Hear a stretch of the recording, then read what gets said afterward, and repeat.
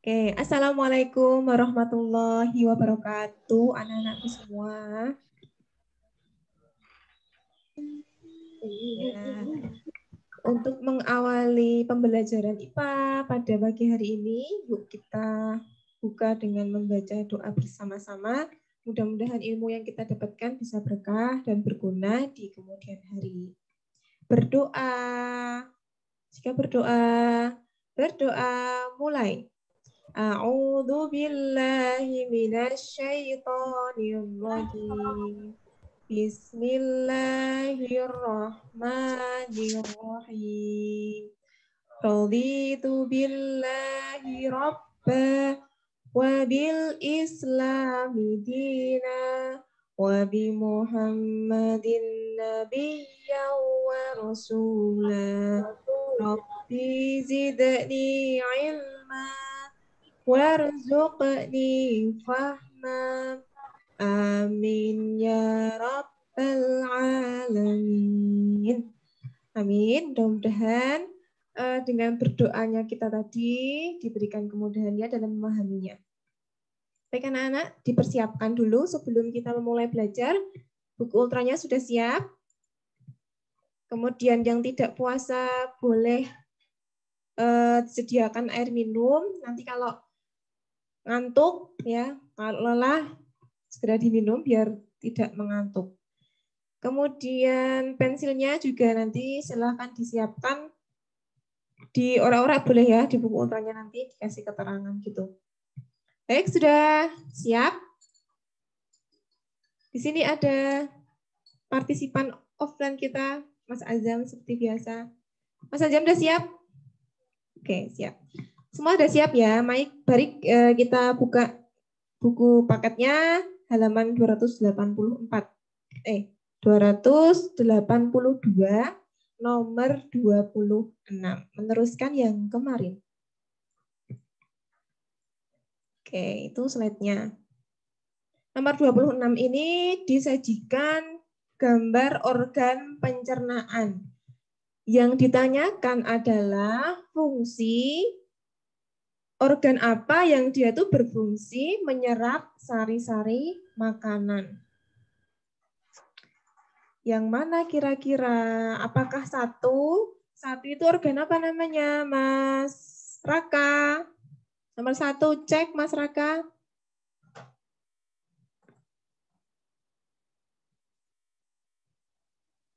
Halo Mas Raka.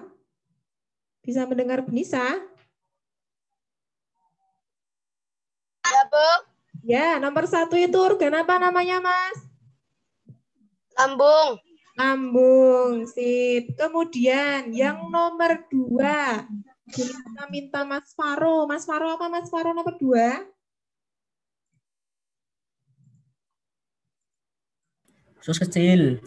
Usus kecil, usus halus, ya. Ya, betul. Nomor 3. Cek Mbak Aleta. Halo Mbak Aleta. Cek. Ya, Mbak Aleta nomor 3 itu organ apa namanya? Usus besar. Usus besar. Kemudian terakhir nomor 4. Mas Rashid, apa nomor 4?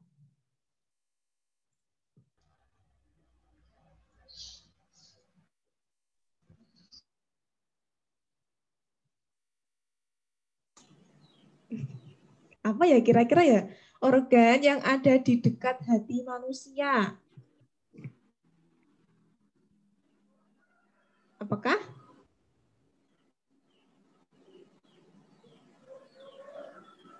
Di dekat hati manusia? Pankreas. Pankreas. Nah, jadi yang fungsinya untuk menyerap sari-sari makanan berarti organnya namanya usus halus. Jadi jawabannya yang B. Belitung. 26B.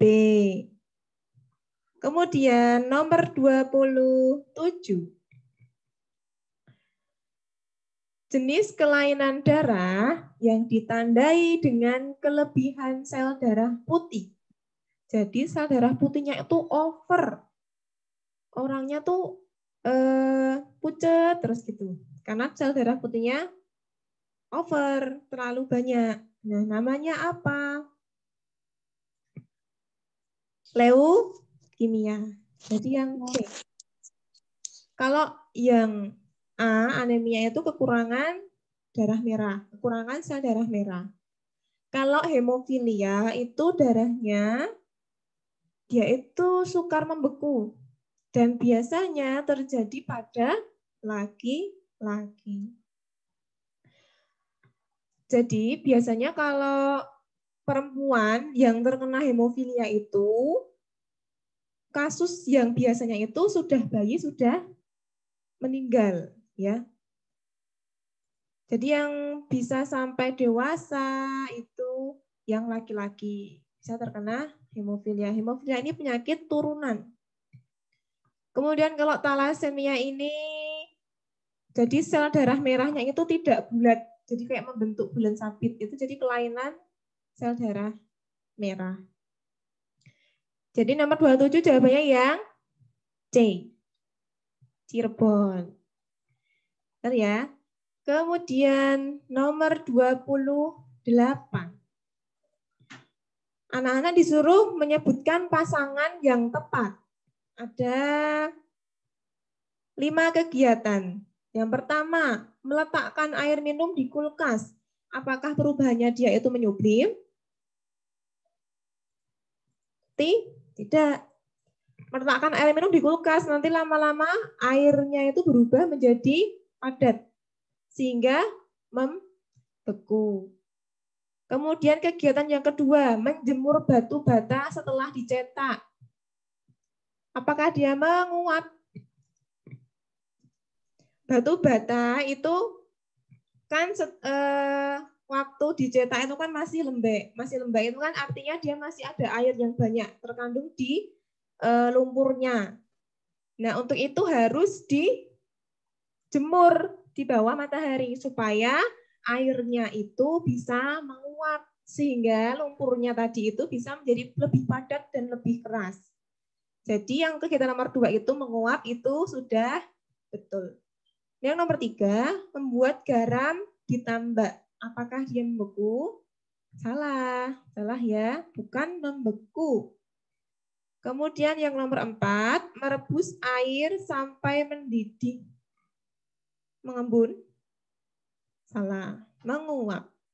Yang nomor 5, berarti tinggal nomor 2 dan nomor 5. Nomor 5 itu apa? Meletakkan es di tempat terbuka. Itu nama perubahan wujud bendanya adalah mencair, sudah betul. Jadi jawabannya yang C, Cirebon. C ya. Nomor 29. Ada buah mangga yang dia itu sudah masak, kemudian kamu kupas dan dibiarkan, tidak segera dimasak, tidak segera dimakan, dibiarkan saja di udara terbuka. Nah, lama-lama itu akan membusuk. Nah, pembusukan itu dikarenakan apa? Dari kelembaban udaranya kah, dari perubahan suhunya kah, atau reaksi kimia, atau terkena mikroorganisme. Oke, ini mengenai bab pelapukan. Jadi pelapukan itu ada pelapukan fisik, ada pelapukan kimia, ada pelapukan biologi. Nah, kalau pelapukan fisik itu biasanya dipengaruhi oleh suhu. Kalau yang kimia biasanya dipengaruhi oleh zat kimia. Misalkan besi itu, pagar besi kalau kena hujan lama-lama akan berkarat. Berkaratnya itu kata lainnya adalah oksidasi. Jadi reaksi antara oksigen dengan asam dengan hujan. Hujan itu kan hujan asam ya. Oksigen dengan asam nanti akan teroksidasi sehingga bisa berkarat. Itu pelapukan kimia.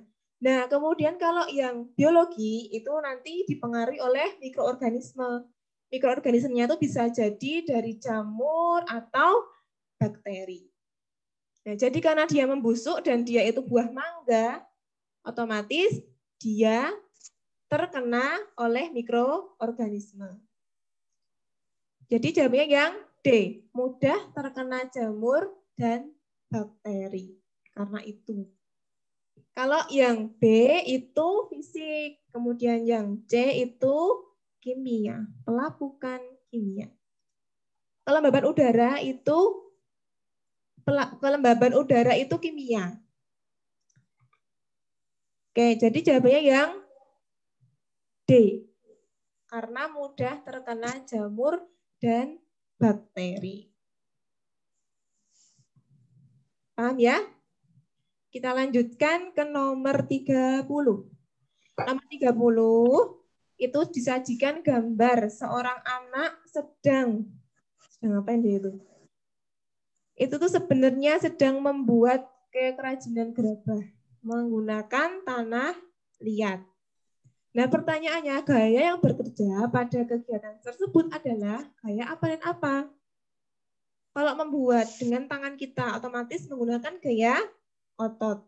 Terus bisa menghasilkan sesuatu. Itu kan karena gesekan antara tangan dan tanah liat itu sendiri.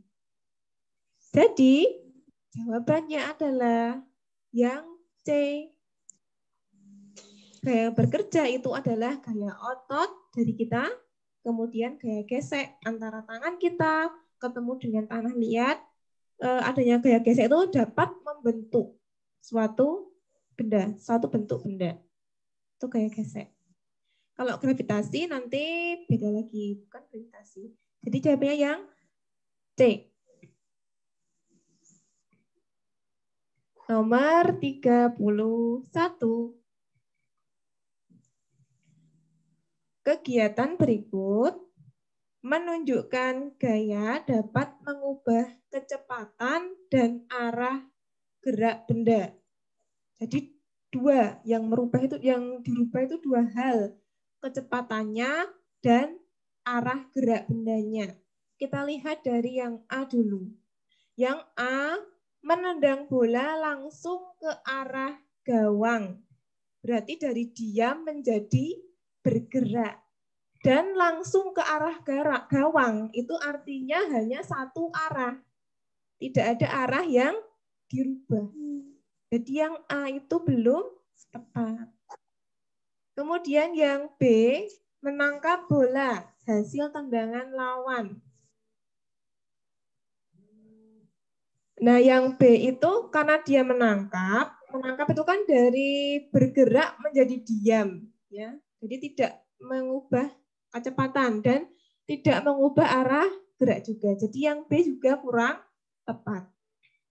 Nah, sekarang yang C. Mengerem laju sepeda di jalan turun. Mengerem.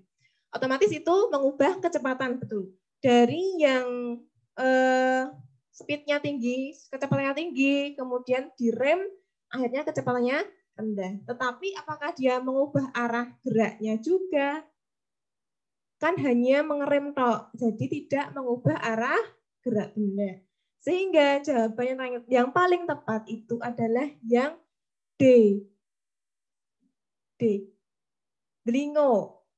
Karena dia bermain bulu tangkis. Bermain bulu tangkis itu kan kadang ada smash-nya.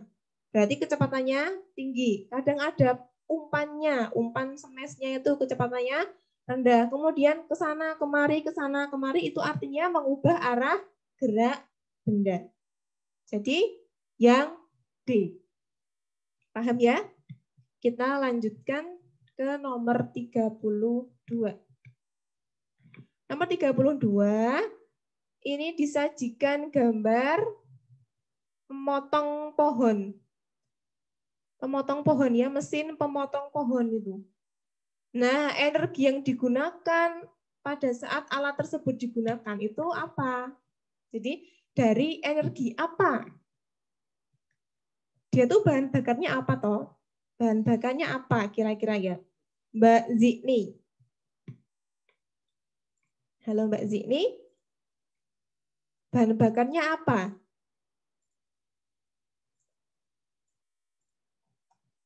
Tes? Mbak Zikni. Buka dulu. Ya, apa Mbak? Listrik. Apa? Listrik, Bu. Kayak motor. Ah, Motor itu pakai bensin. Berarti mesin yang pemotong pohon itu juga memakai bensin atau solar. Jadi energi apa yang digunakan? Jelas berarti energi kimia. Dari energi kimia itu kemudian dapat menggerakkan mesinnya. Jadi jawabannya yang C. aku nggak tahu, tak matiin aja deh. Makasih ya Mbak Zikni sudah berusaha menjawab. Oke, kemudian dilanjutkan ke nomor 33. Disajikan ada 4 alat elektronik. Yang pertama itu namanya mixer. Yang kedua kompor gas. Yang ketiga ada setrika. Dan yang keempat ada mesin cuci. Anak-anak disuruh mencari perubahan energi mana yang sama antara keempat alat elektronik tersebut. Yang sama perubahan energinya. Kalau yang mixer itu kan dari listrik menjadi gerak. Kalau kompor dari kimia menjadi panas. Yang setrika dari listrik menjadi panas. Kalau yang mesin cuci dari listrik menjadi gerak. Jadi yang mana yang sama-sama gerak? Yang B.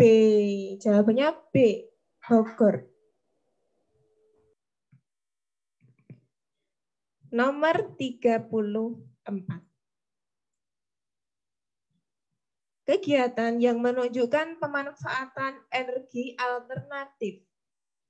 Energi alternatif itu yang dia tuh bisa digunakan dengan dampak yang lebih minimal, minimalis dampaknya gitu untuk lingkungan. Itu namanya energi alternatif.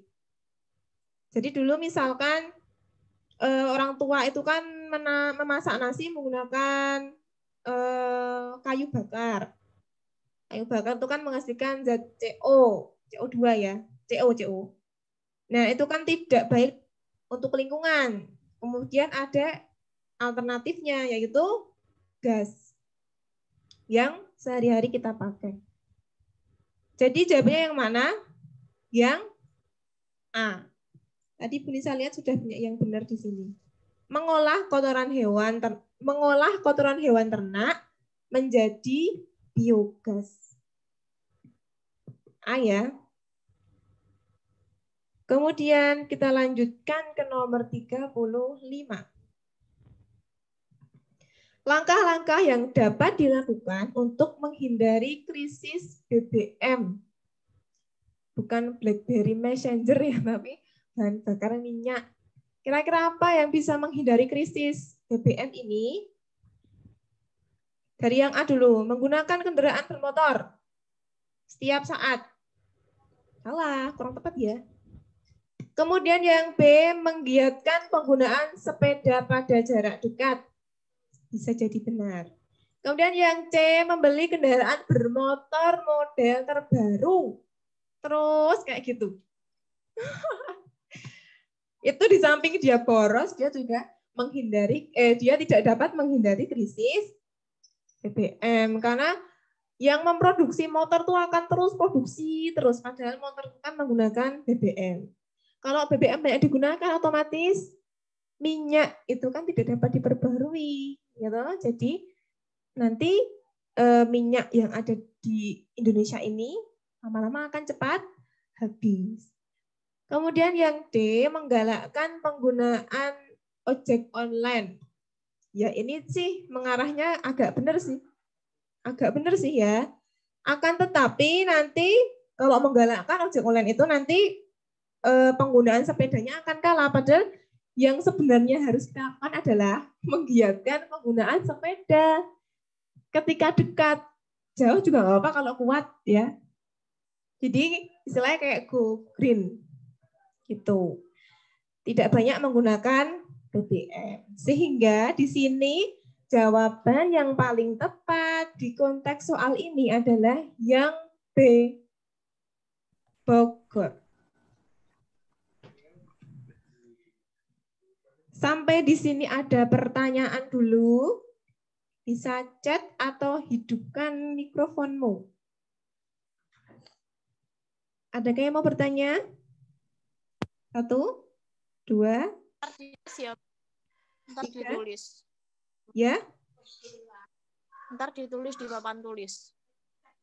Oh, jawabannya ya? Oke, insya Allah nanti bisa tuliskan. Oke, lanjut kita ke nomor 36. Kalau tidak ada pertanyaan ya. Nomor 36 ini disajikan sebuah cerita pendek mengenai gelas yang tertumpuk. Gelas yang tertumpuk itu akan sulit dilepas satu dengan yang lainnya. Nah, agar memudahkan dilepas, maka tumpukan gelas tersebut harus disiram oleh air panas. Hal ini dapat terjadi karena disiram air panas biar gampang lepasinnya. Emang kenapa? Gitu. Alasannya apa? Alasannya apa ya? Jawabannya apa ya kira-kira Mas Fahri? Halo Mas Fahri.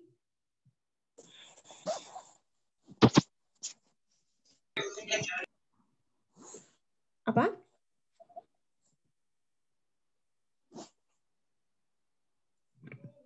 Mas Fahri boleh chat?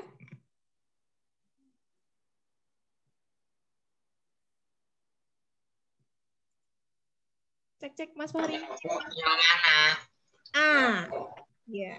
Jawabanmu tepat sekali. Jadi jawabannya yang A.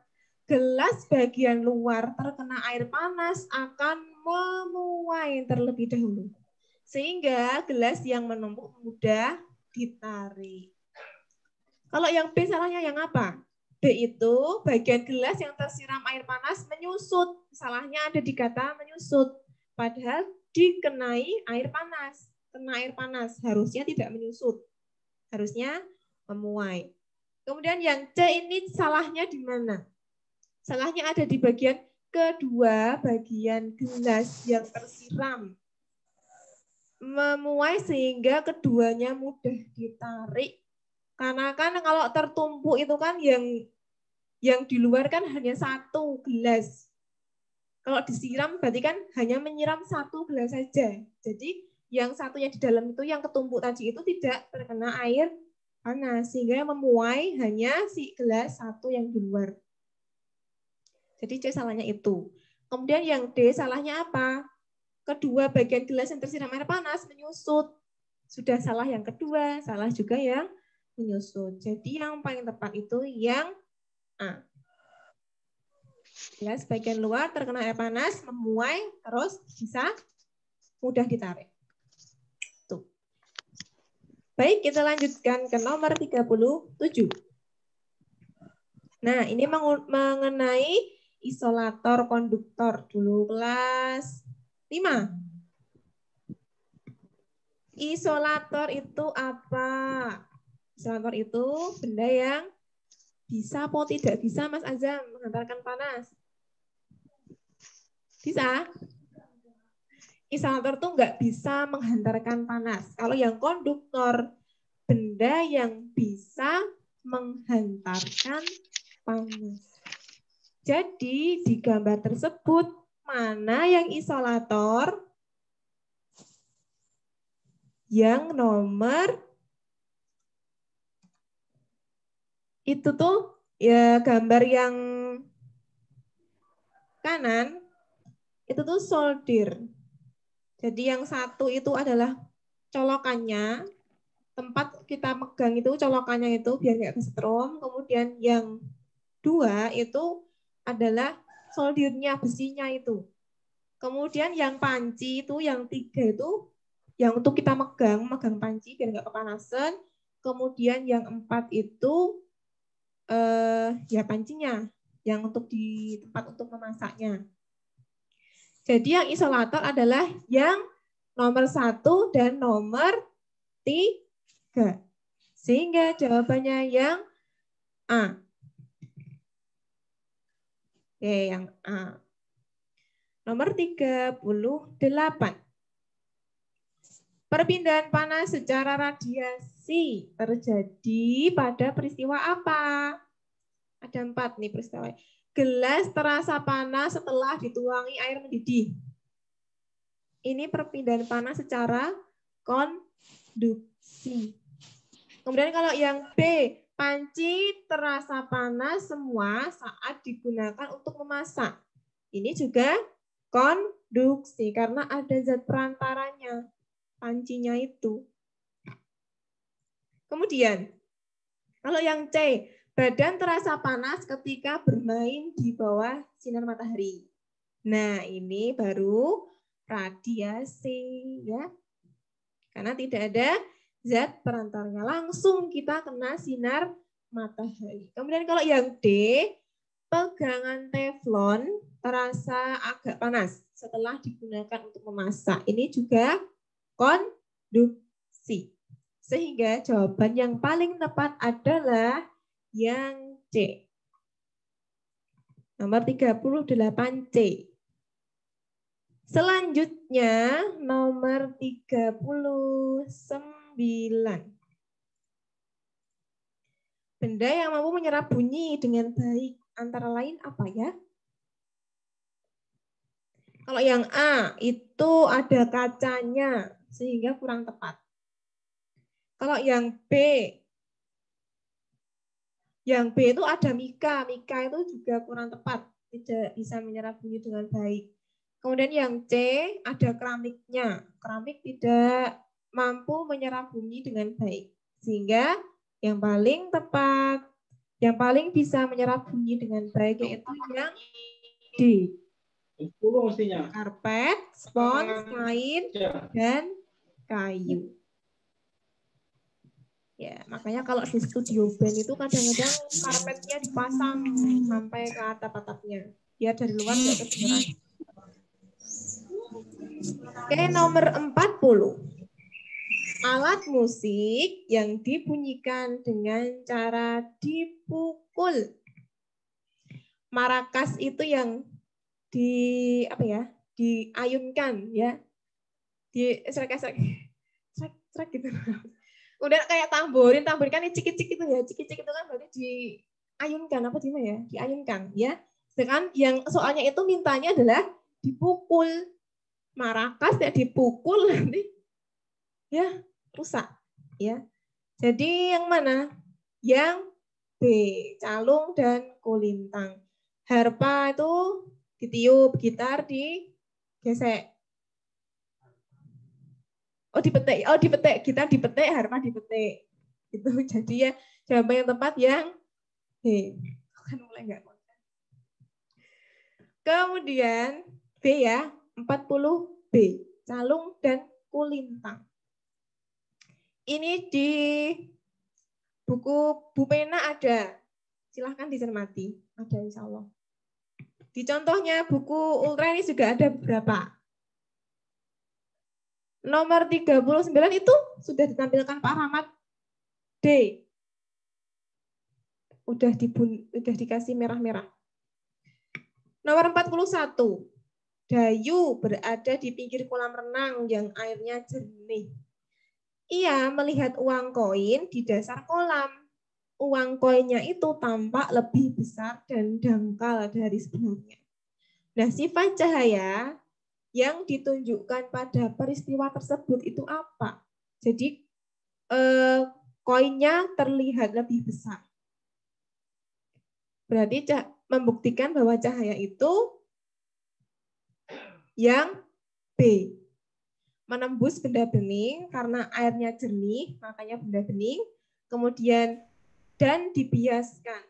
Dibiaskan karena uang koinnya tampak lebih besar.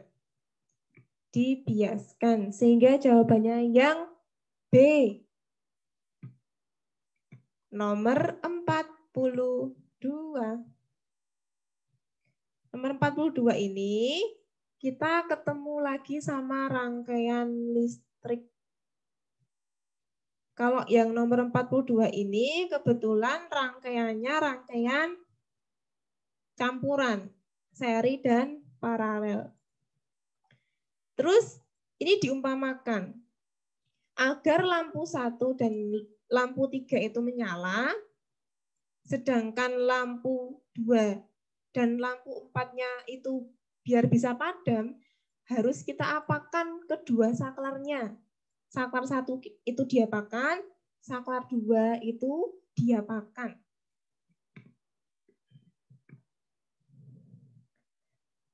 Biar lampu 1 dan 3 nyala, berarti saklar 2-nya harus ditutup, artinya di-on-kan. Sehingga jawabannya, terus kemudian biar lampu 2 dan lampu 4 padam, saklar 1-nya harus dibuka atau di-off-kan, dimatikan. Sehingga yang mana opsinya? Opsinya yang paling tepat yang B. Saklar 1 dibuka, saklar 2 ditutup. Dibuka itu artinya dimatikan, ditutup itu artinya dihidupkan. Yang B ya. Nah, itu yang hijau-hijau itu saklarnya. S itu saklar. Nah, saklar 2 biru, saklar 1 biru, saklar 2 hijau. Mudah-mudahan bisa dipahami ya. Karena Brisa tadi melihat di Google Form-nya ternyata banyak yang salah. Tapi nggak apa-apa. Besok masih ada kesempatan untuk belajar ya. Kemudian nomor 43. Disajikan beberapa cara membuat magnet. Ada 3 cara. 1, 2, dan 3. Oh, Mas Atar tanya nomor 42 apa? 42 itu loh Mas B. Nah, makasih Mas Gozi. Ya, makasih Mas Faiz. Oke, nomor 43 ya. Kembali ke nomor 43. Ada 3 cara membuat magnet di sini.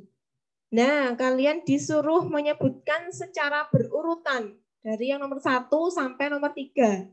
Caranya tuh apa? Masih ingat ya dulu waktu ketemu sama Bu Lisa, waktu pelajaran bisa tatap muka itu. Nomor 1, dia pakai baterai, pakai listrik, berarti elektromagnetik. Kemudian yang nomor 2, ada batang besi didekatkan oleh benda magnet, oleh magnet. Berarti namanya adalah induksi.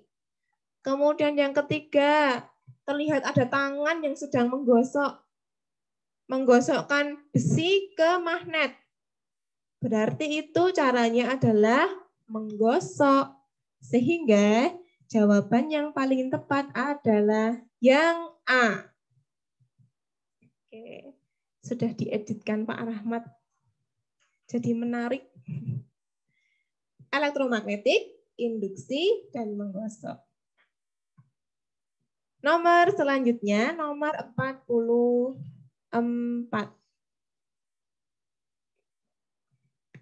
Nomor 44, disajikan gambar seekor burung hantu.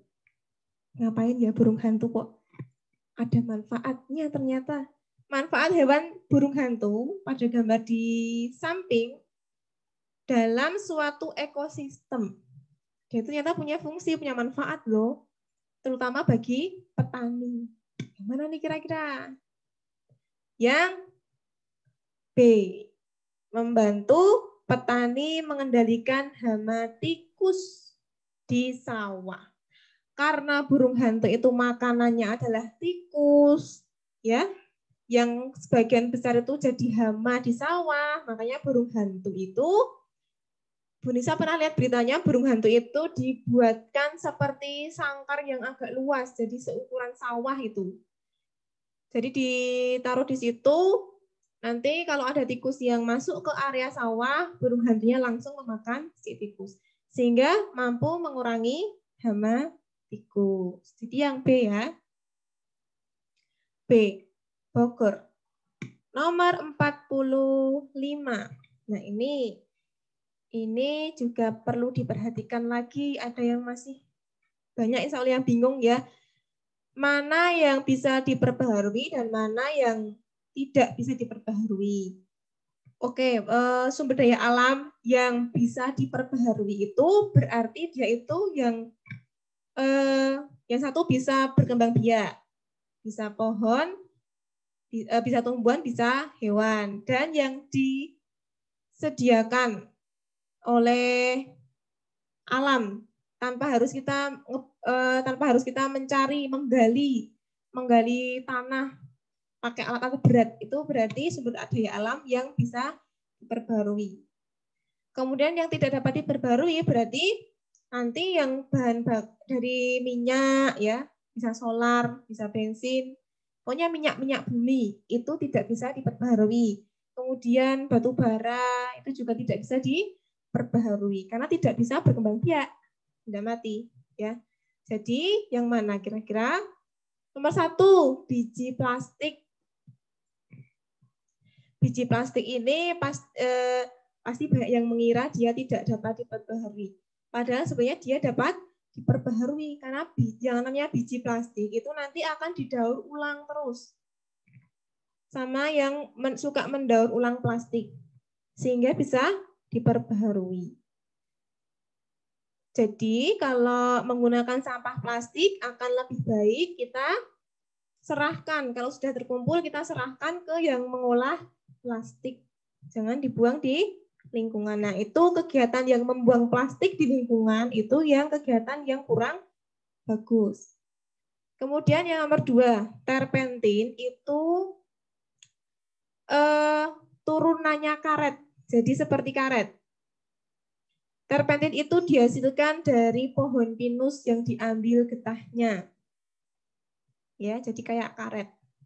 Nah, itu bisa diperbaharui karena dari tumbuhan. Tumbuhan itu bisa berkembang biak. Jadi terpentin bisa diperbaharui. Nomor 3, ada antarasit. Antarasit itu adalah jenis batu bara. Karena jenis itu ada macam-macam, ada yang premium, ada yang ekonomis kayak gitu. Nah, kalau yang antarasit itu jenis yang premium. Jenis dari batu bara yang premium.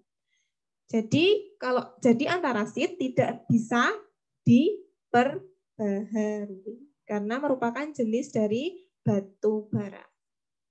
Yang nomor 4 ada nira. Kalau di Jawa tuh niro kelopo. Niro kelopo itu kan berarti dari kelapa.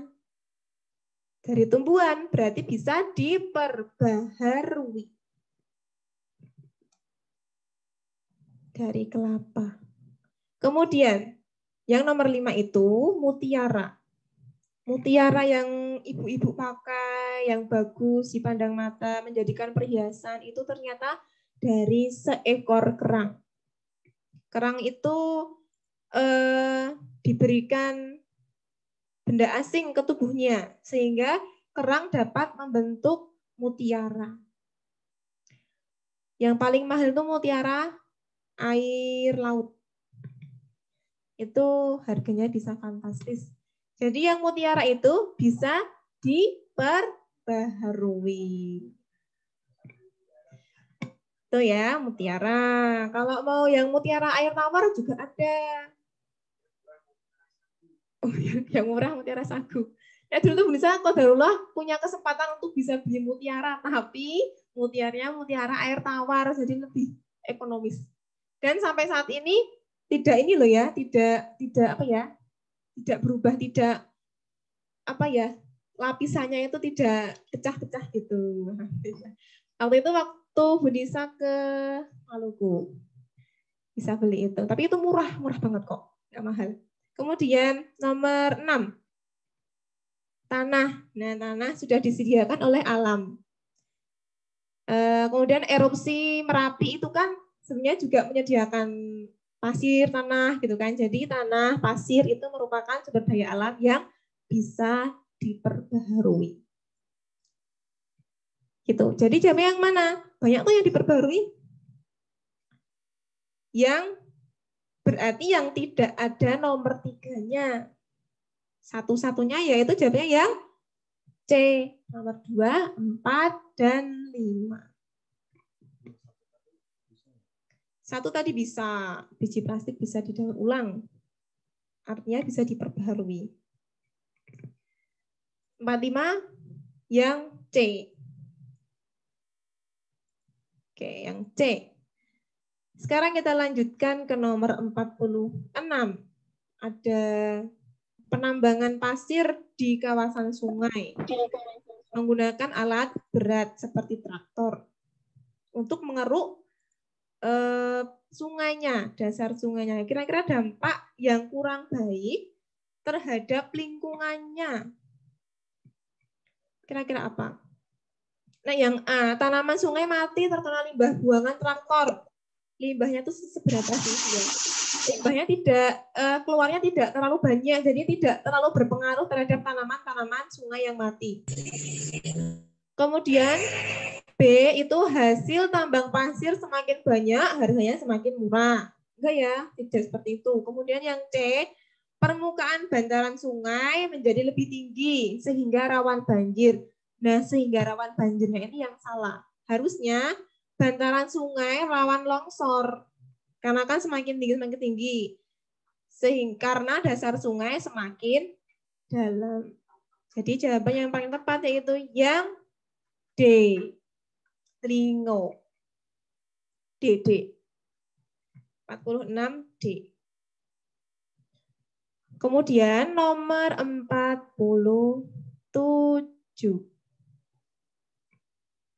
Penebangan hutan secara liar dapat mengganggu daur air. Karena apa? Berarti yang berkaitan dengan tumbuhan. Daur air yang berkaitan dengan tumbuhan. Ada apa aja kira-kira? Kalau enggak transpirasi, ya pasti infiltrasi. Ya toh? Kalau yang A, coba kita lihat yang A dulu. Limpasan air hujan semakin berkurang. Limpasan itu genangan air yang di atas tanah, itu namanya limpasan. Semakin berkurang, harusnya semakin tinggi. Karena pohon ditebang itu kan otomatis airnya itu susah terserap oleh tanah. Jadi limpasan airnya harusnya banyak, tidak berkurang. A, salah. Kemudian yang B, proses kondensasi di udara tidak terjadi. Kondensasi tetap terjadi. Kalau nggak terjadi, daur airnya nggak ada, nggak bisa. B, salah. Kemudian yang C, air hujan tidak dapat tersimpan menjadi air tanah. Nah, ini diproses infiltrasi. Air hujannya itu tidak tersimpan menjadi air tanah. Lah jadi apa, Bu? Jadi banjir bandang. Ya, kemudian menyebabkan longsor karena airnya tidak terserap. Salah siapa itu? Salah manusia yang membuang sampah tidak pada tempatnya dan yang melakukan illegal logging. Penebangan hutan secara liar. Tuh ya. Boleh nebang hutan, boleh nebang pohon asalkan harus tetap ada reboisasinya. Gitu. D, salah karena suhu udara di sekitar hutan menurun secara drastis, tidak berpengaruh se-ekstrim itu. Jadi jawabannya yang C. Di proses infiltrasi. Kemudian melanjutkan nomor 48. Nah, ini juga banyak yang salah. Gerakan bumi mengelilingi matahari, kata lainnya apa Mas Azam? Gerakan bumi mengelilingi matahari, namanya apa? Nama kerennya? Gerakan bumi kan ada dua, ya toh? Rotasi dan revolusi. Nah, kalau yang rotasi itu bumi berputar pada porosnya. Muter dewe. Muter doai. Kemudian kalau yang revolusi itu artinya buminya itu kayak jalan gitu, mengorbit, mengelilingi matahari. Jadi bumi itu sambil dia berotasi, muter dewe tadi itu, dia sambil memutari matahari. Itu revolusi dan rotasi. Sekarang paham ya? Revolusi gerakan bumi mengelilingi matahari. Kalau rotasi gerakan bumi berputar pada porosnya. Ya. Kemudian akibatnya apa dari revolusi itu? 48 mintanya apa itu? Yang A, pergerakan matahari dari arah timur ke arah barat itu akibat dari rotasi. Seolah-olah matahari itu yang terbit dari timur ke barat. Padahal sesungguhnya yang bergerak adalah bumi, bukan matahari. Matahari tetap di tempatnya, nggak bergerak. A, salah. Karena dia akibat dari rotasi. Kemudian yang B, perbedaan waktu antar daerah di permukaan bumi. Misalkan di Papua, itu kok berbeda jamnya dengan di Jogja, yaitu perbedaan waktu antar daerah karena ada rotasi bumi. Jadi yang mengenai matahari, yang mengenai sinar matahari itu bergiliran dari daerah di bumi ini. Kan kalau Indonesia siang, di Eropa sana malam gitu. Itu perbedaan waktu karena adanya rotasi bumi. Kemudian yang C, terjadi musim penghujan dan kemarau. Kata kuncinya adalah terjadinya musim atau pergantian musim. Itu artinya akibat dari revolusi bumi. Jadi jawabannya yang C. Kemudian, kalau yang D, bentuk bumi yang lebih menggembung di bagian khatulistiwa itu akibat dari rotasi bumi. Nanti di sini insya Allah akan Bunisa tambahi materinya mengenai akibat dari rotasi dan revolusi bumi. Hanya sedikit ya. Tadi Mbak Ais tanya toh, Bu, ada tambahan materi enggak? Ada. Mengenai apa? Mengenai akibat revolusi dan rotasi bumi dan ada mengenai gerhana. Nanti disimak. Kita lanjutkan dulu yang nomor 49. Ada susunan susunan planet ya. Seperti biasa. Di nomor-nomor akhir itu biasanya mengenai tata surya. 49, planet yang ditunjuk dengan huruf X dan Y. Mefebu. Berarti X-nya apa? Bumi. Mefebu mayusu. U apa?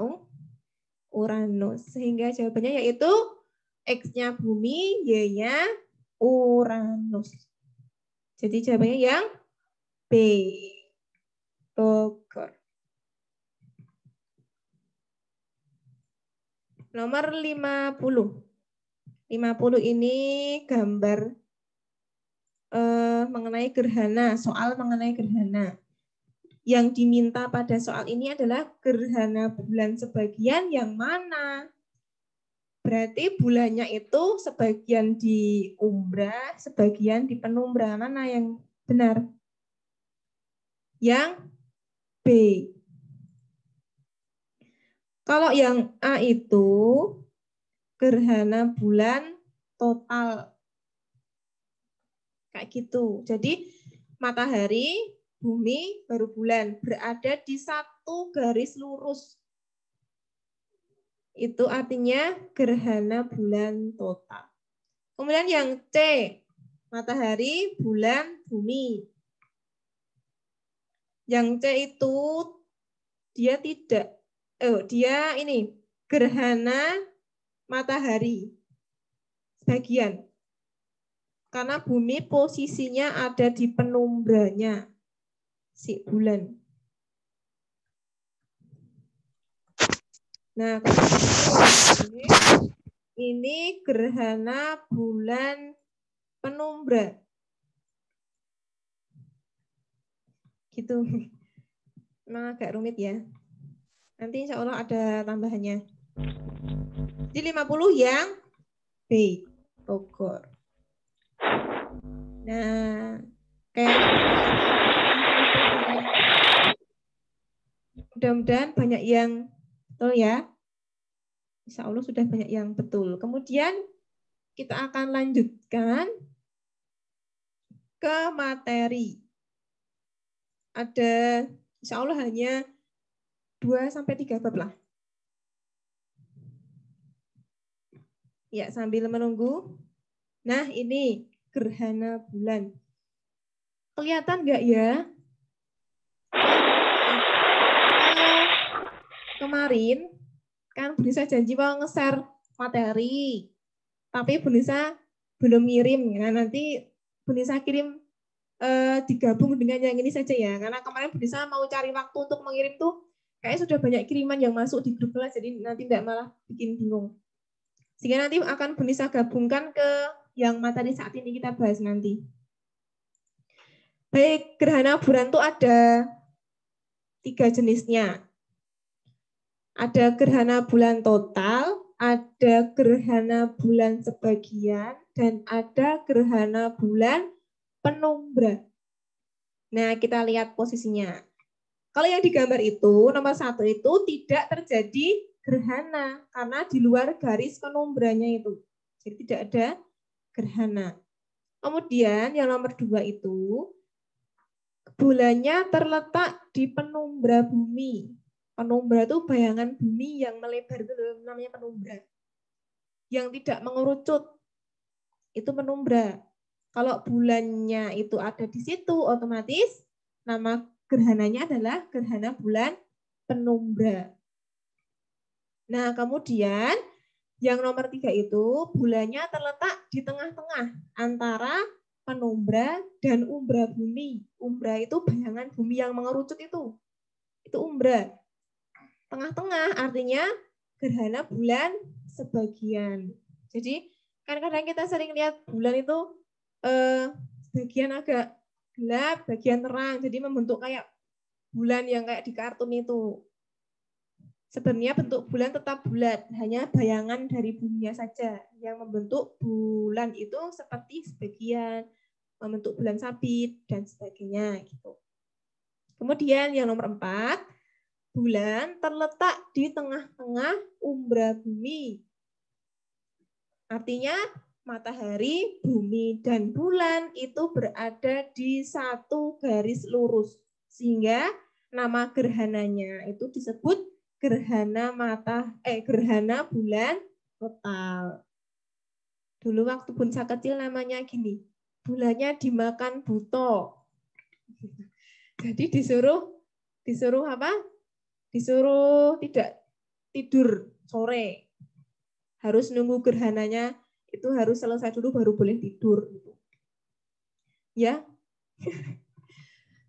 Tapi nek secara IPA, secara sains itu tidak dimakan buto, itu enggak ada dimakan buto. Itu karena matahari, bumi dan bulan berada di satu garis lurus sehingga bulannya terkena umbra bumi. Bulannya jadi enggak kelihatan atau gelap gitu. Itu ya gerhana bulan. Kemudian yang bawahnya Pak Rahmat. Sekarang yang gerhana matahari. Banyak ya fenomena alam yang terjadi akhir-akhir ini. Nah, untuk itu kan di Al-Quran juga disebutkan kalau ada gerhana matahari atau gerhana bulan, kita disuruh sholat gerhana.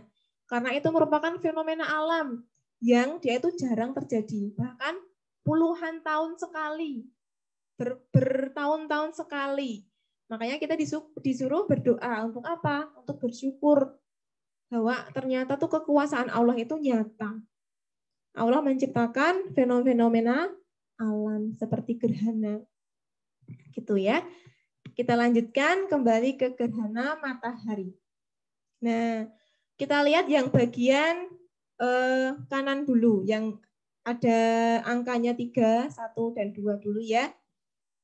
Yang angka 3 atau yang angka 1 dulu aja, angka 1 itu artinya ada terjadi gerhana matahari sebagian. Karena apa? Karena penumbra bulan sampai ke permukaan bumi.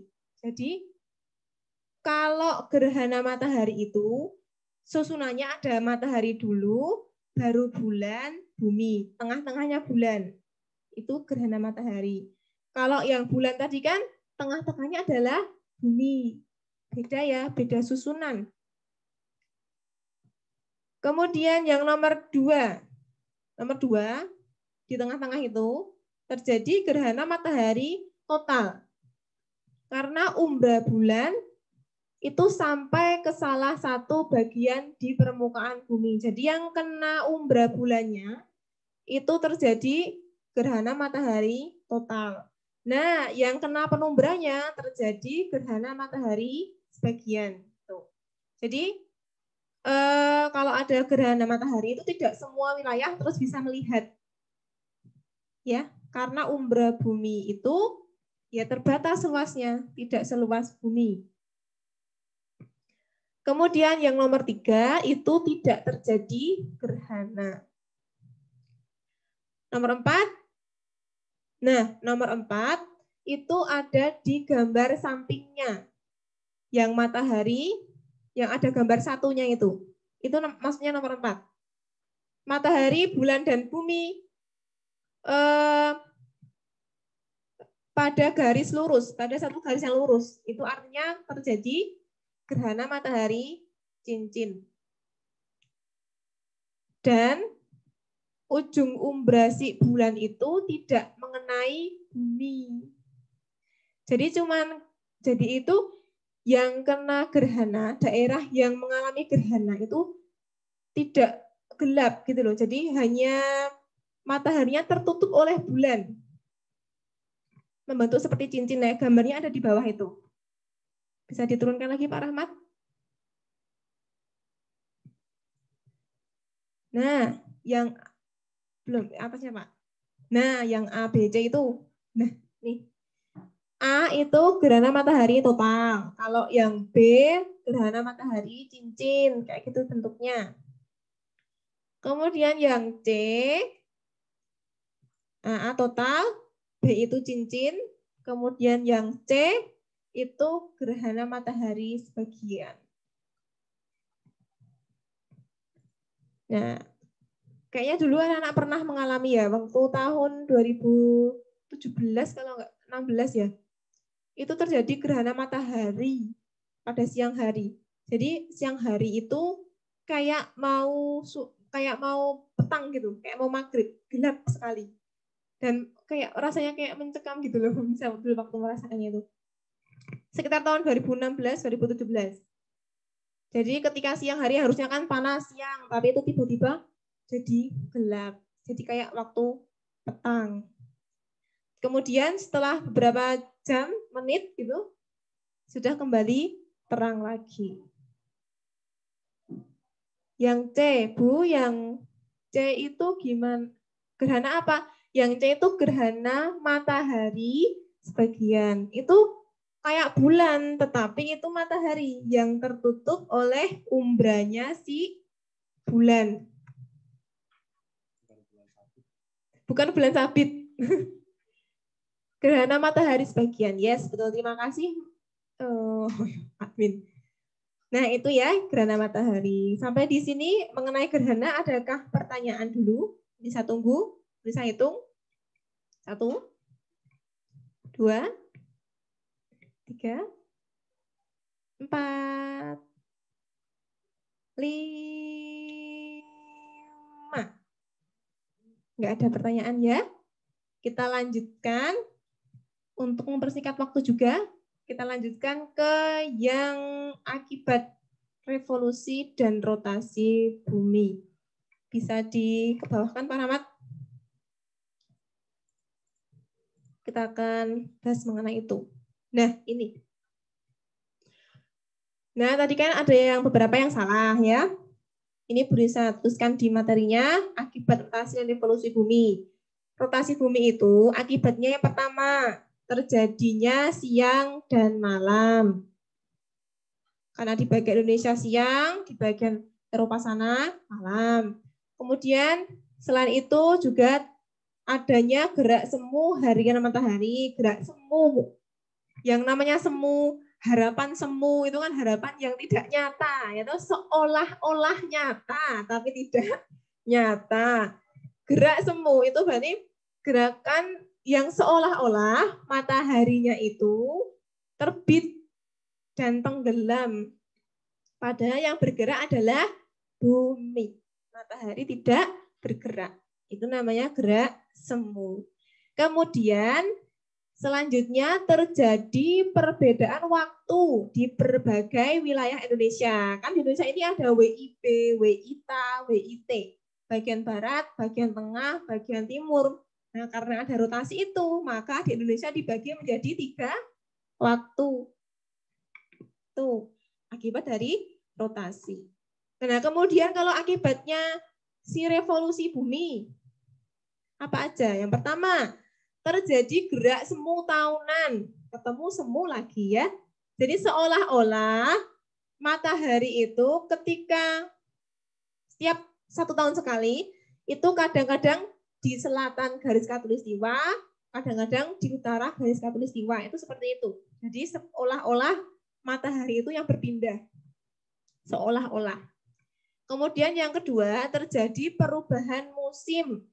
Ada musim kemarau, musim penghujan. Kalau yang di daerah dekat Sikutub, yang di luar dari daerah khatulistiwa itu kan ada 4 musim ya, musim panas, musim dingin, musim gugur, dan lain-lain.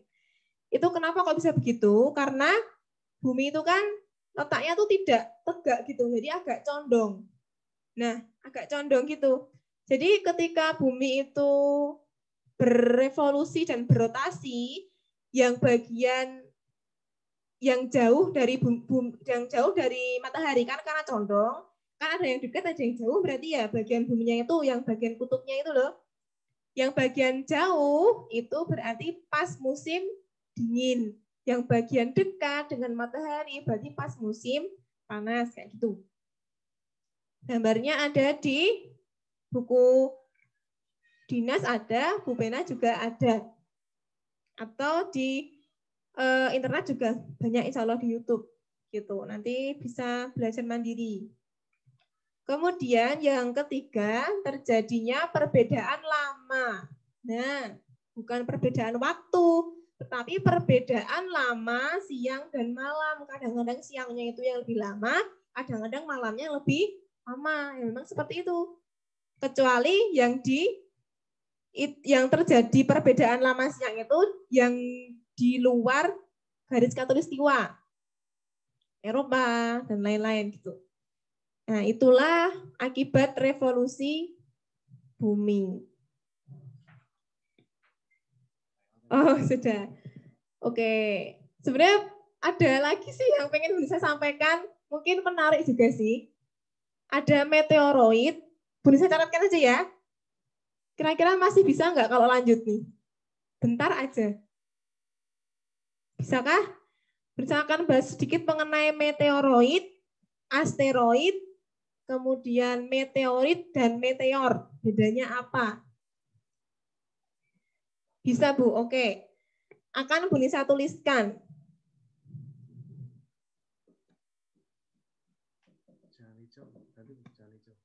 Apa?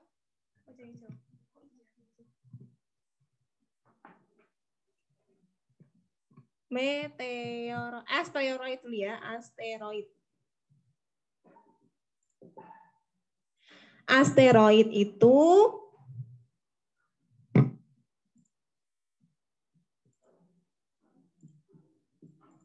benda-benda luar angkasa yang memiliki orbit. Orbit itu kata lainnya adalah lintasan. Dan dia artinya mengelilingi matahari. Jadi bisa dikatakan asteroid ini dahulunya adalah bahan untuk membuat planet yang nggak jadi. Itu namanya asteroid. Dan dia itu punya lintasan. Jadi tidak kemana-mana. Kemudian kalau meteoroid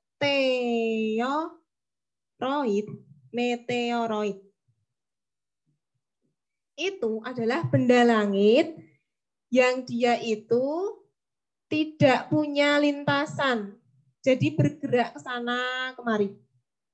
Itu meteoroid. Dan meteoroid ini bisa mengenai bumi. Sebelum mengenai bumi, kan kena atmosfernya bumi dulu. Lah, ketika kena atmosfernya si bumi, meteoroid ini menjadi meteor. Meteor itu meteoroid yang sampai ke atmosfer bumi. Kemudian kalau meteorit tadi adalah benda langit.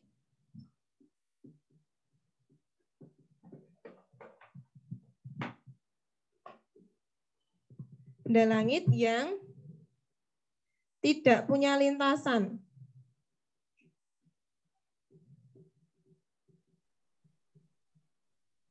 Ya, dari meteorit itu masih di luar angkasa, kemudian kalau sudah sampai ke atmosfer bumi, kenapa toh kok meteorit itu bisa sampai ke bumi? Motivasinya apa kok bisa sampai ke bumi itu? Karena bumi itu kan punya gravitasi, sehingga benda-benda di luar angkasa itu bisa tertarik. Tidak terkecuali meteoroid. Sehingga meteornya ini kadang-kadang sampai ke atmosfer bumi, menjadi meteor. Nah, itu kadang kita melihatnya adalah bintang jatuh. Ini kayak gini, namanya adalah meteor. Kemudian, kata lainnya, yang lainnya adalah meteorit. Bentar ya, sabar. Meteorit. Nah, kalau meteorit itu meteor yang tidak habis saat di atmosfer bumi. Kemudian turun ke permukaan bumi. Sudah ada 3 wilayah yang kena meteor ya, kena meteorit. Ada di Afrika, dan ada 2 di Amerika kalau salah. Itu kalau sudah sampai ke permukaan bumi namanya beda lagi, menjadi meteorit. Meteor yang sampai ke bumi.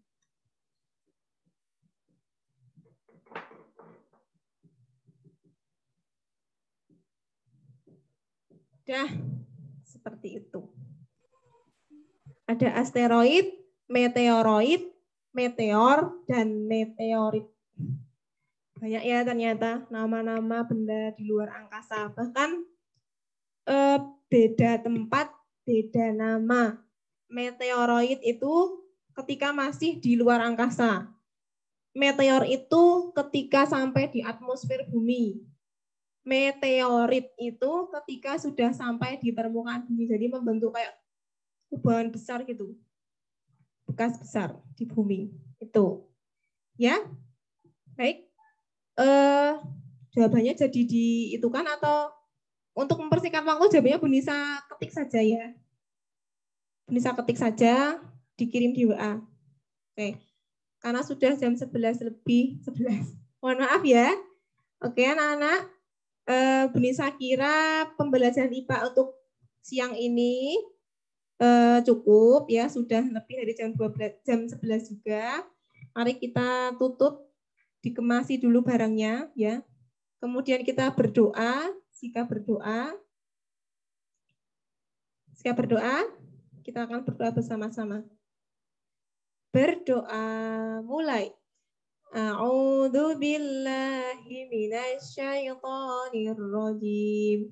Bismillahirrahmanirrahim. Allahumma arina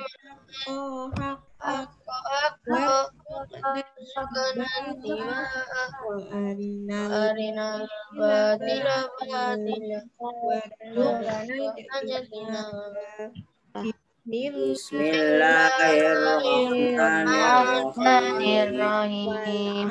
Al-asri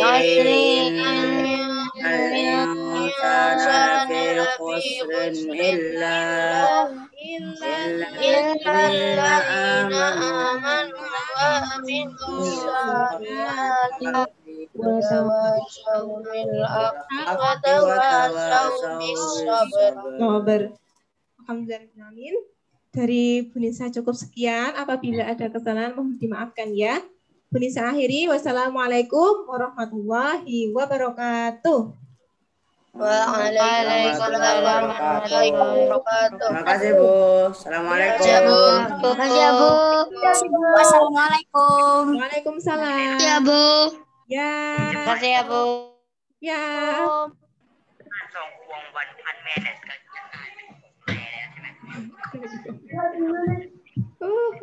Ya.